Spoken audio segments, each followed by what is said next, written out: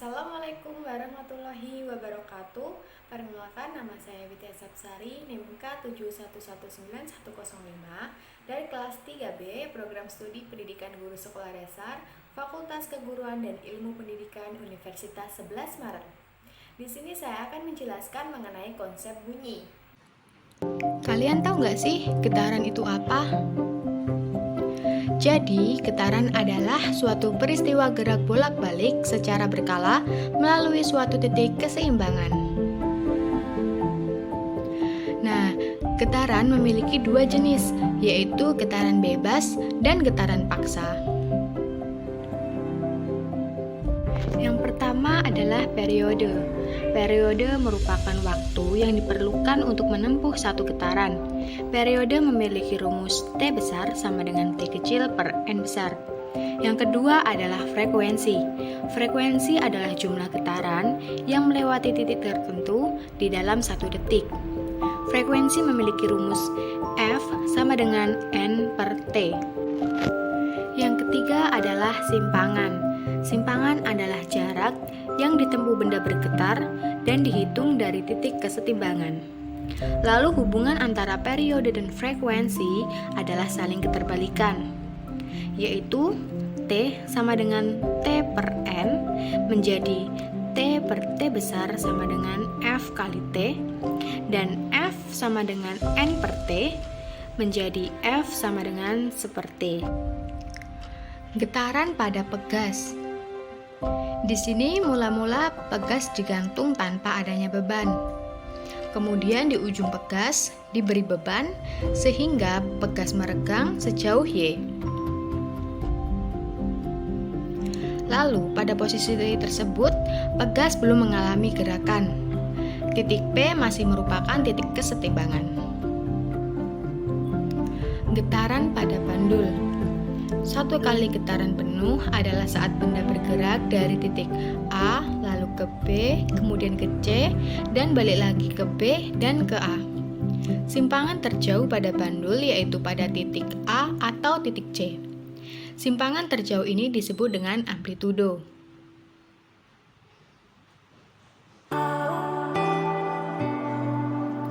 Amplitudo.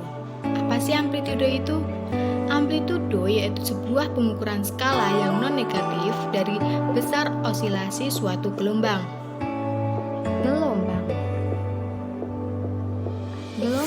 adalah suatu getaran yang merambat pada suatu medium berupa zat padat, cair, dan gas yang membawa energi dari satu tempat ke tempat lainnya.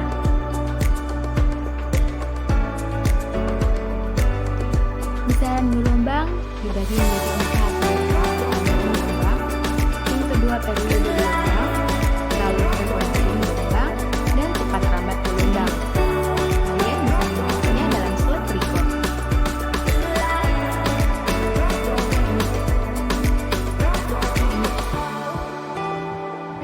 Macam-macam gelombang berdasarkan medium perambatannya. Yang pertama gelombang mekanik, di mana gelombang mekanik adalah gelombang yang dalam perambatannya memerlukan suatu medium atau penghantar untuk dapat merambat. Yang kedua adalah gelombang elektromagnetik. Gelombang ini adalah gelombang yang energi dan momentumnya dibawa oleh medan listrik dan medan magnet yang dapat menjalar melalui vakum atau tanpa membutuhkan medium dalam perambatan gelombangnya. Lalu macam-macam yang kedua yaitu berdasarkan arah perambatannya. Yang pertama, gelombang transversal adalah gelombang yang arah getar dari tiap titik partikel dalam getaran tegak lurus dengan arah perambatan gelombang. Yang kedua, gelombang longitudinal adalah gelombang yang getarannya memiliki arah yang sama dengan arah perambatannya. Macam-macam gelombang berdasarkan amplitudo.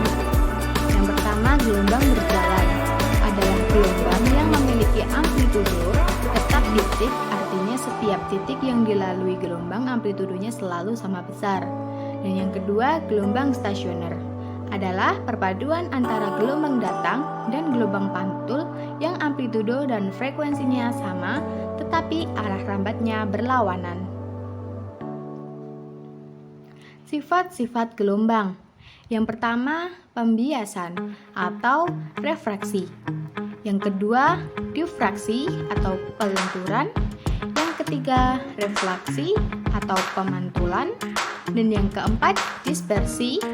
Dan kelima, interferensi. Keenam, efek Doppler. Dan yang ketujuh, polarisasi gelombang.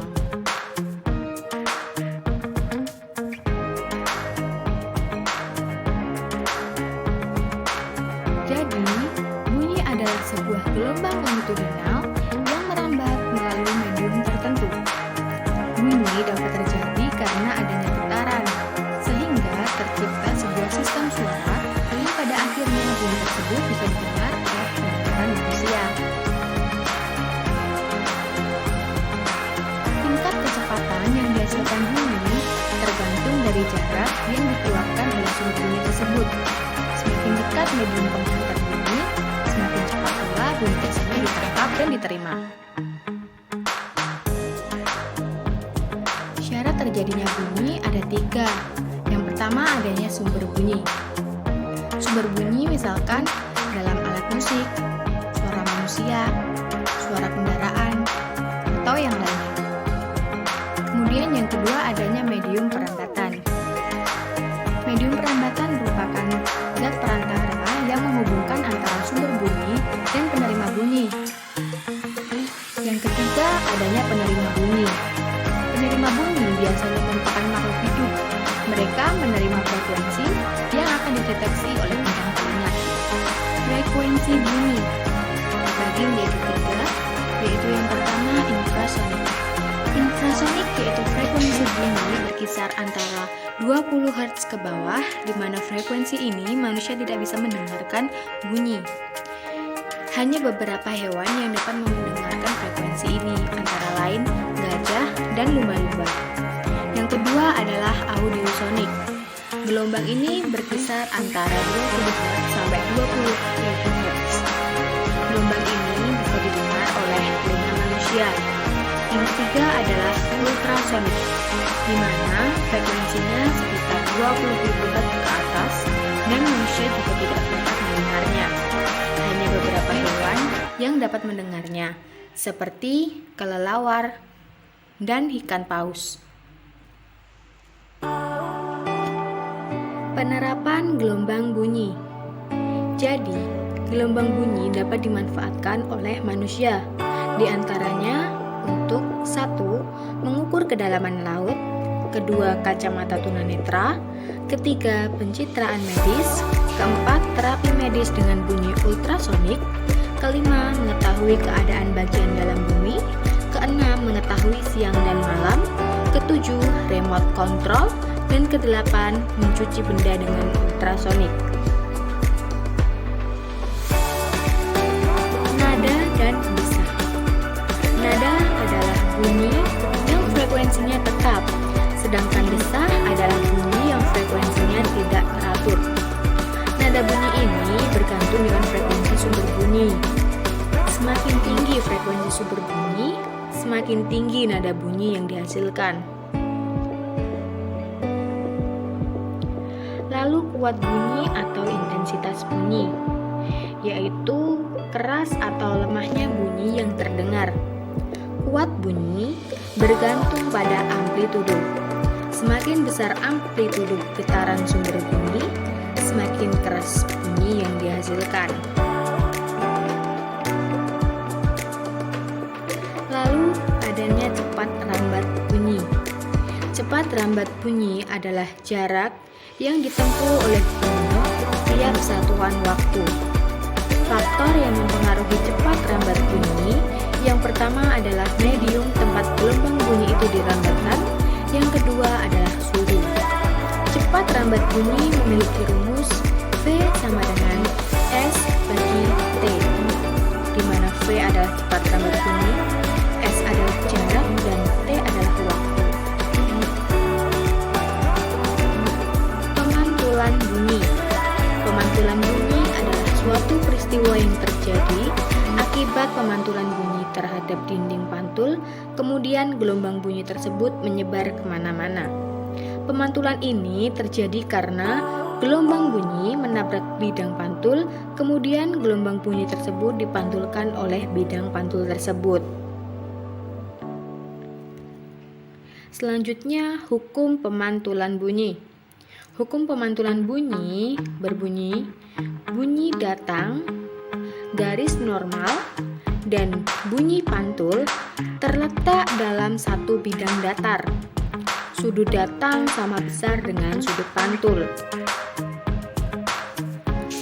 Lalu ada macam-macam bunyi pantul, yaitu yang pertama bunyi pantul yang memperkuat bunyi asli. Bunyi pantul dapat memperkuat bunyi asli jika jarak antara sumber bunyi dan bidang pantul sangat dekat. Misalkan, suara akan terdengar lebih keras ketika menyanyi di dalam kamar mandi. Lalu yang kedua yaitu gema. Gema adalah bunyi pantul yang datangnya tepat setelah bunyi asli selesai.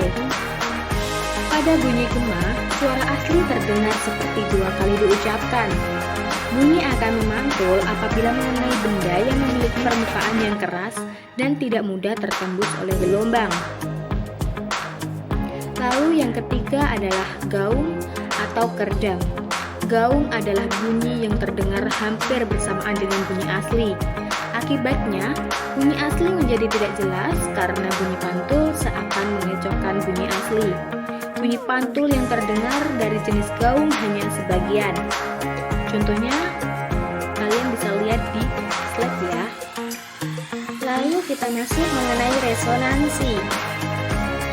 Resonansi adalah peristiwa ikut bergetarnya suatu benda karena pengaruh getaran dari benda lain di sekitarnya yang mempunyai frekuensi yang sama dengan benda tersebut. Resonansi memiliki rumus lambda sama dengan I per M atau lambda sama dengan V kali F, di mana lambda adalah panjang gelombang, V cepat rambat suara di udara, F adalah frekuensi, I adalah panjang kolom udara, dan N adalah resonansi. Resonansi bunyi pada gar putala. Apabila salah satu gar putala kita pukul, maka gar putala akan bergetar.